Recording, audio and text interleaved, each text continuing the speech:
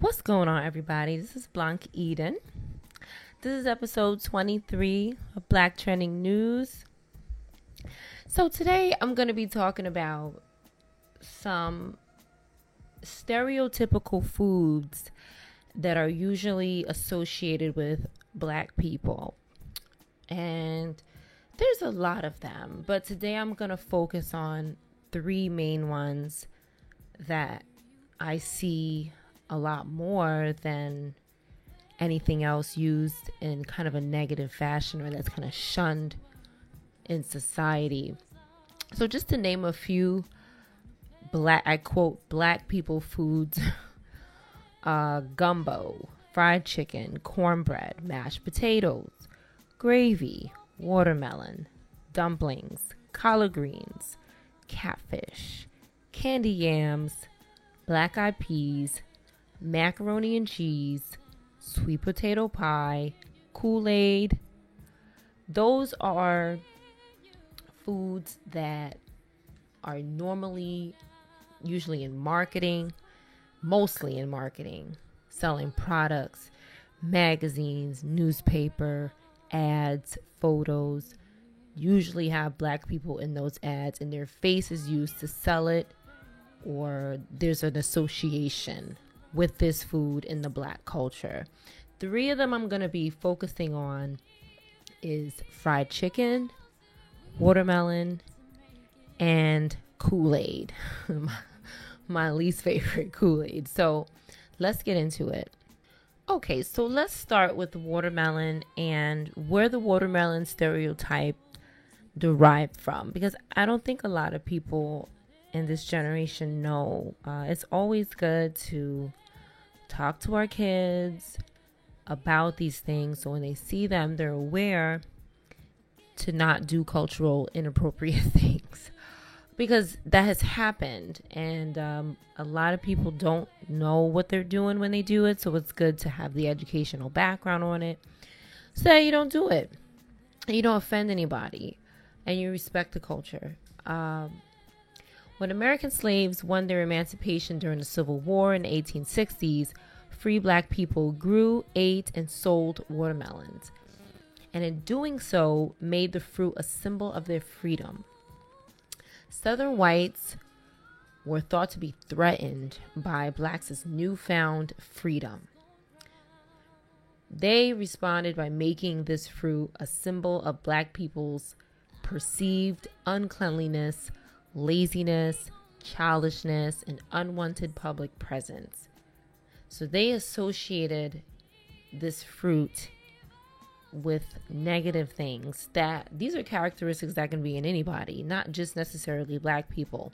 They very much made this impression of watermelon, laziness, uncleanliness, Black people. They kind of wrapped this fruit around it. When this fruit is symbolizing a good thing, it's symbolizing independence and a way to grow from slavery into your own man and make a living for your family and yourself. And it was turned into something very ugly. The first published caricature of Blacks reveling in watermelon is believed to have appeared in Frank Leslie's illustrated newspaper in 1869. Defenders of slavery used the fruit to paint African Americans as a simple-minded people who were happy when provided watermelon and a little rest. The slaves' enjoyment of watermelon was also seen by the Southern whites as a sign of their own opposed benevolence. Watermelons have been viewed as a major symbol in the iconography of racism in the United States. The stereotype was perpetuated in minstrel shows, often depicting African Americans as ignorant and work shy, given to song and dance, and inordinately fond of watermelon. Again, constantly reminding us that, you know, every time you see a watermelon, you're going to be reminded of what we think about you as pro-slavery individuals. We want you to be suppressed every time you see this symbol of freedom. Instead of being encouraged by it, we're going to put it out there that it's something bad instead of embracing it as something good. For several decades in the late 19th century through to the mid 20th century, it was promoted through caricatures in print, film, sculpture, and music, and was a common decorative theme on household goods. Even as recently as Barack Obama's 2008 presidential campaign and his subsequent administrations, watermelon imagery has been used by his detractors. I guess a part of me really doesn't understand why it was even necessary to place watermelon and black people in public media. I don't understand the reason for it except to degrade it. I think the heavy focus on it definitely put it in a negative light because it's used to offend, like the N-word, nigger. It's used in that way. Again, another shot after the revolt and the abolition of slavery came on the racism to keep torturing and keep suppressing. You know, you can't be our slave, but we're still going to do things because legally we can to suppress you as a people. Because they just didn't understand. There was ignorance towards blacks. There was anger because their life have changed. Imagine being a slave master and not having any slaves anymore. You more than likely have some resentment there. So that there's a psychology of that I choose not to even get into. But just imagine the anger and the jealousy that what you thought was to be your child for the rest of your life, your servant, is now going out and having a life of their own. But this was forced servant and forced child, forced, slavery. So it's not really the same thing, but that's the closest relationship I can think of with the sickness, So moving along to fried chicken though. So let's talk about that. Everybody likes fried chicken. I no longer eat chicken, but when I did, I loved it. So fried chicken also has a stereotype. So let's get into that. Now, fried chicken is a commonly held stereotype that African Americans love fried chicken, which race and folklore professor Claire Schmidt attributes both to its popularity in Southern cuisine and to a scene from the film Birth of a Nation in which a rowdy African American man is seen eating fried chicken in a legislative hall. The stereotype is occasionally portrayed as chicken and waffles. Now, chicken and waffles is an American dish combining chicken with waffles. It's a part of a variety of culinary traditions, including soul food and Pennsylvania Dutch cuisine, and it is served in certain specialty restaurants in the U.S. The exact origins of this dish are unknown, although several theories about it exist. So it entered the American cuisine back in the 1600s with European colonists. The food's popularity saw a notable boost after 1789 with Thomas Jefferson's purchase of 4 waffle irons in Amsterdam. So the waffle has been around for a very long time. But how did it get its way into the African American culture? So a traditional story about the origin of the dish in soul food states that because African Americans in the South rarely had the opportunity to eat chicken and were more familiar with flapjacks or pancakes than with waffles, they considered the dish a delicacy. For decades, it remained a special occasion meal in African American families. Other historians, however, cite a scarcity of early evidence of the dish's existence in the South. They place the origin later after the post-Civil War migration of Southern African Americans to the North during the Reconstruction era. The combination of chicken and waffles does not appear in early Southern cookbooks, such as Mrs. Porter's Southern Cookery Book, which was published in 1871, or in What Mrs. Fisher Knows About Old Southern Cooking, which was published in 1881 by former slave Abby Fisher. Fisher's cookbook is generally considered the first cookbook written by an African American. The lack of a recipe for the combination of chicken and waffles in Southern cookbooks from the era may suggest a later origin for the dish. Popular culture may have associated the dish with the South by 1917, when Edna Ferber's Fanny herself mentioned a Chicago restaurant falsely advertising Southern chicken dinner with waffles and real maple syrup, 35 cents each. Fried chicken and waffles came to LA by 1931 when they were served at the Maryland, a restaurant that marketed the dish as a Southern specialty. In New York, the dish was served in the African American community in Harlem as early as the 1930s in such locations as Tilly's, Chicken Shack, Dickie Wells' Jazz Nightclub, and particularly the Wells Supper Club. In 1935, Bunny Berrigan composed a jazz instrumental titled Chicken and Waffles. Since the 1970s, chicken and waffles has regained popularity in LA due to the fame of former Harlem resident Herb Hudson's restaurant, Roscoe's House of Chicken and Waffles, which has become known as a favorite of some Hollywood celebrities and been referenced in several movies.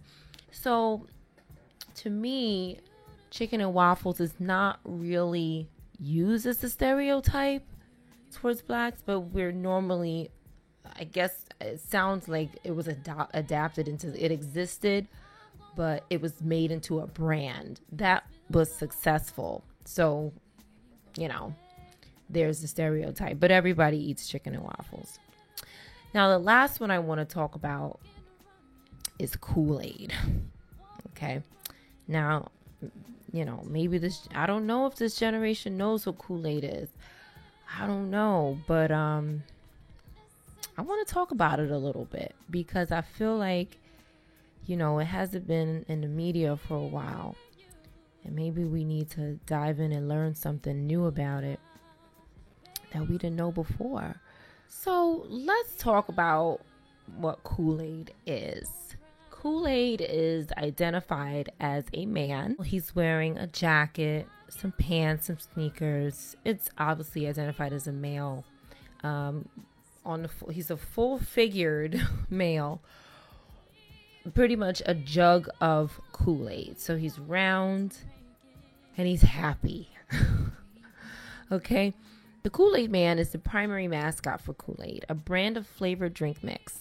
The character has appeared on television and print advertising as a fun-loving, gigantic, and anthropomorphic pitcher filled with cherry Kool-Aid and marked with a smiley face. He is typically featured answering the call of children by smashing through walls and furnishings and holding a pitcher filled with Kool-Aid drink while yelling his catchphrase, "Oh yeah."